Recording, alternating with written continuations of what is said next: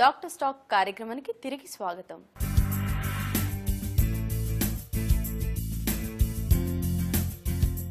మరి white discharge కారణాన్ని కనుక్కోవడానికి ప్రత్యేకంగా పరీక్షలు ఏమైనా చేస్తారా? కొన్ని పరీక్షలు చేయవలసి ఉంటుంది. కొంతవరకు పరీక్ష చేయటం మేమంటే డాక్టర్ పరీక్షించడం ద్వారా కొంతవరకు సూచనలు తెలుస్తాయి.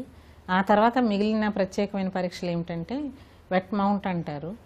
అంటే డిశ్చార్జ్ని ఒక స్లైడ్ మీద పెట్టి ఒక చుక్క నార్మల్ సెలైన్ వేసి దాని మీద కవర్ స్లిప్ పెట్టి మైక్రోస్కోప్ కింద చూస్తారనమాట. చూసినప్పుడు మనకి కొన్ని రకాల ఆర్గానిజమ్స్ కనపడతాయి. ఉదాహరణకి ట్రైకోమోనాస్ ఇన్ఫెక్షన్ ఆ ఆర్గానిజంని మైక్రోస్కోప్ కింద చూడొచ్చు.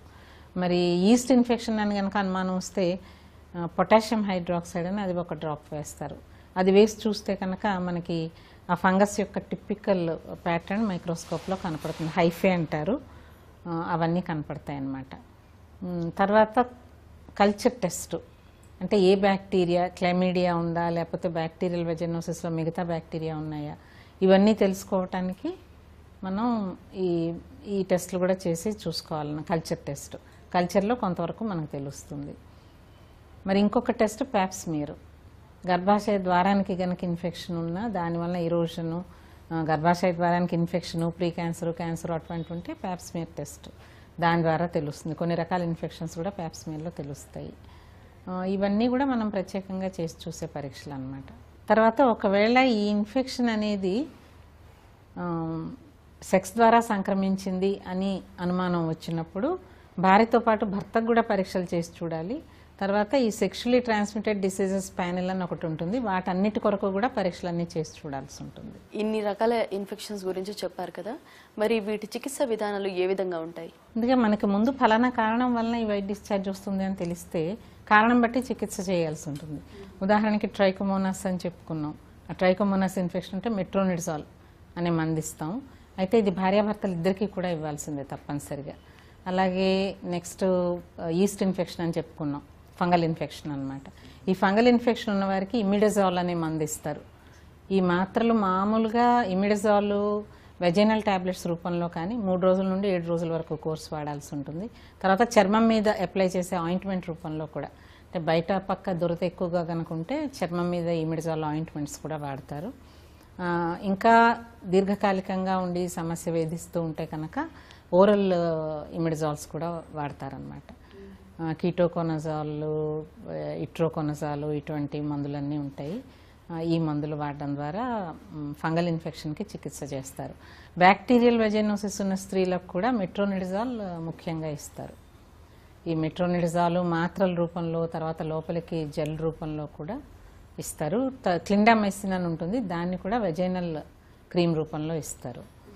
మరి ఇకపోతే క్లెమిడియా ఇన్ఫెక్షన్ అనుకున్నాం కదా, దానికి టెట్రాసైక్లిన్ మందు, ఎరిథ్రోమైసిన్ మందు ఈ రెండు బాగా పనిచేస్తాయి. ఇంకా మరి ట్యూమర్లు, గడ్డలు అయితే కనుక వాటికి ప్రత్యేకమైన చికిత్స చేయాల్సి ఉంటుంది. పాలిప్స్ ఉంటే పాలిప్స్ తీసేయాలి. మరి ప్రీ క్యాన్సర్స్ ఏమన్నా ఉంటే వాటికి తగిన చికిత్స చేయవలసి ఉంటుంది. మరి వైట్ డిశ్చార్జ్ వల్ల దీర్ఘకాలికంగా ఏమైనా సమస్యలు రావచ్చా? కొన్ని రకాల ఇన్ఫెక్షన్ల వల్ల దీర్ఘకాలిక సమస్యలు వస్తాయి. ఉదాహరణకి ఇప్పుడు క్లెమిడియా ఉంది. క్లెమిడియా వల్ల పిఐడి వస్తుందని అనుకున్నాం, పెల్విక్ ఇన్ఫ్లమేటరీ డిసీజ్. ఎప్పుడైతే లోపల ఫెలోపియన్ ట్యూబుల్లో, పెల్విస్లో ఇన్ఫెక్షన్ వచ్చిందో అప్పుడు సంతానలేమి కలగవచ్చు. తర్వాత ఓవరీస్లో, ట్యూబుల్లో పస్ ఫామ్ అయ్యి అవి గడ్డలు గట్టి యాప్సిస్లు అయ్యి క్రానిక్ పిఐడిగా కూడా మారచ్చు. మరి బ్యాక్టీరియల్ వెజైనోసిస్ ఇటువంటి ఇన్ఫెక్షన్లు ఉండేవారికి లోపల అబార్షన్ తరచుగా కావటం, తర్వాత నెలలు నిండకుండా, ప్రీటర్మ్ లేబర్స్ నెలలు నిండకుండానే కాన్పులు కావటం, ఉమ్మనీరు ముందుగా పడిపోవటం, ప్రిమెచ్యూర్ రప్చర్ ఆఫ్ మెంబ్రెయిన్స్ అంటారు. లోపల ఇన్ఫెక్షన్ గర్భాశయం లోపల దాకా స్ప్రెడ్ అయ్యి ప్లెసెంటా మెంబ్రెయిన్స్ వీటికి కూడా ఇన్ఫెక్షన్లు సోకటం, ఇటువంటి తంటాలు కూడా రావచ్చు. ఇకపోతే సెక్షువల్లీ ట్రాన్స్మిటెడ్ డిసీజెస్ ఉన్న వారికి ఇంకా కూడా దీర్ఘకాలిక సమస్యలు ఎదురవుతాయి. మరి కొంతమంది ఈ సమస్యతో దీర్ఘకాలికంగా బాధపడుతూ ఉంటారని చెప్తున్నారు కదా, మరి అలాంటి వారికి ఎలాంటి పరిష్కారం ఉంటుంది? ఉదాహరణకి ఇప్పుడు మొనీలియల్ వెజైనైటిస్ ఉంటుంది, అంటే ఈస్ట్ ఇన్ఫెక్షన్ ఉంటుంది. అది కొంతమందిని తరచూ సంవత్సరాల తరబడి అలా వేధిస్తూనే ఉంటుంది. అంటే ఇటువంటప్పుడు ఏంటంటే మనం ఇంత తరచుగా ఎందుకు వస్తుంది, దానికి మూల కారణం ఏమిటో చూసుకోవాలి. ఒకటి, ఆ స్త్రీకి డయాబెటీస్ ఉండొచ్చు, అది తెలియకపోయి ఉండొచ్చు, దాని కొరకు చూసుకోవాలి.